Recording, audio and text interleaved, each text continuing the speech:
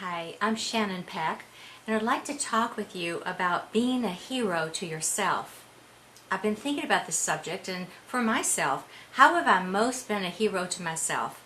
I think that in years earlier, certainly being a mother, it's been very important to me to have a daughter and have the experience of mothering. I've loved that. And also in offering services of healing for myself, my family, and the world as a spiritual healer. That's been very meaningful to me, and I've been a hero to myself to stand up to the plate and to do that, to make that happen. Being married to Scotty is just one of the greatest heroic things I've ever done for myself, because daily I come to this relationship with intimacy and love and concern and care and enjoyment and caring and sharing, and it's so wonderful. It feeds me, so I'm constantly coming back to nurture what feeds me, and that's being a hero to myself. I think that being a hero to myself in terms of relationships, and I hope that as I'm speaking to you, you'll think in terms of, well, how am I being a hero to myself? In terms of relationships, I think one of the ways I'm very heroic to myself is I'm very selective about the people I spend time with. I'm very selective with how I spend my time. I'm a person who likes a lot of alone time because I love to reflect on things and to ponder things. I'm introspective. I pray a lot. I love meditative inner peace. I feed that continually. And I'm a hero to myself in this path. You might call it a spiritual path, a path towards enlightenment, whatever you want to call it. It's where I'm constantly becoming aware or living consciously as best I can from the ego state to the higher self state, and bringing more of the higher self in to my everyday life and my relationships, and living so that I can be a hero to myself, because that's what I want to do with my life. I want to be in my highest self. I want to go straight into enlightenment. And to do that every day is how that occurs. And to stay in the moment as best I can is to bring that to my heroic self. I think being a hero to myself in relationships means that I speak up, I take a turn, I express and expect equality. And I set boundaries. If I am busy or I don't want to go out or don't want to meet at that time, I allow myself to say no and be very positive and loving and let's do it later. I found my voice in relationships, and I love myself a lot for it. I'm very comfortable with my relationships. And in my relationships, I try very much to live my standards of love and compassion and come from my heart and stay heart-centered. That's very interesting and very important to me. And if I mess up, and there are days I mess up, I get stressed and tired, and I go to sleep like anybody else.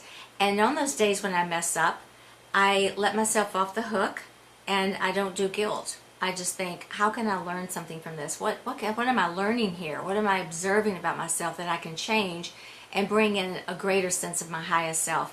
And in these ways, I really do hero in for myself, because these are the things that are so important to me. Another whole aspect of being heroic to myself is in nurturing myself. So that I mentioned I'm self-reflective, I'm pensive, I ponder, and in doing so, I come back to my center, I calm myself, I check in with my needs. What do I need? What am I feeling? What do I want? And tend to that. So I'm nurturing myself. I'm not ignoring myself and acting like I don't know what's going on within myself. I pretty much know always what's going on with myself. I stay very up to date, and it makes me happy. It brings so much peace and compassion for myself as well, which I love.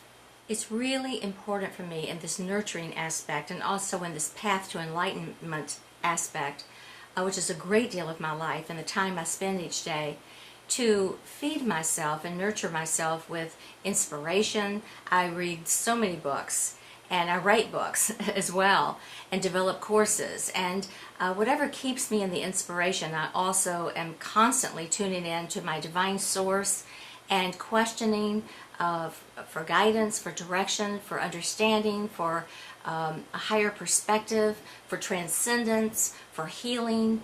I'm very much on that path. That is my life. That's where I'm constantly going in that focused direction every day. And I love it. And then I can apply it and bless everybody that I know, including myself as well. Yoga is also very important to me. If I can do it a couple times a week, I'm really happy. I love the breathing. I love the gap of inner space that it creates, and just to be. I love the feeling I have in my body to through the asanas and the breathing to help me relax and be less distracted with the nervous system. These are ways I nurture myself.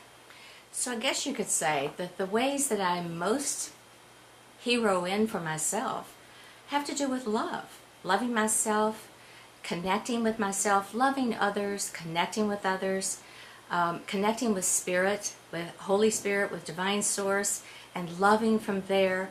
And all of this creating a growth pattern to evolve higher and higher, and to learn more and more, and to gain wisdom, and try to practice disciplines and put them into a daily practice, and to catch myself with habits that aren't working for me and to replace them with better habits. So I'm very thoughtful about my life and the time I spent and the direction I go in. And I think that this is the way I connect with my life and others, and the love that I so want to share and that I have to share, and it's growing constantly, and it gives me so much joy. So as you're listening to this, what are you thinking? How are you being hero to yourself in your relationships with others, with yourself, showing up for yourself? Are you in touch? On your path with family, how's all that going? And how could you improve it? For myself, I'm just going to do more of the same. I'm going to continue practicing in these ways that I've shared with you, and continue to be a hero to myself. And I wish you all the heroic high planes and places that can possibly be your blessing for your life. So I hope this begins the path of you thinking in terms of being a hero to yourself. Where do you need rescuing?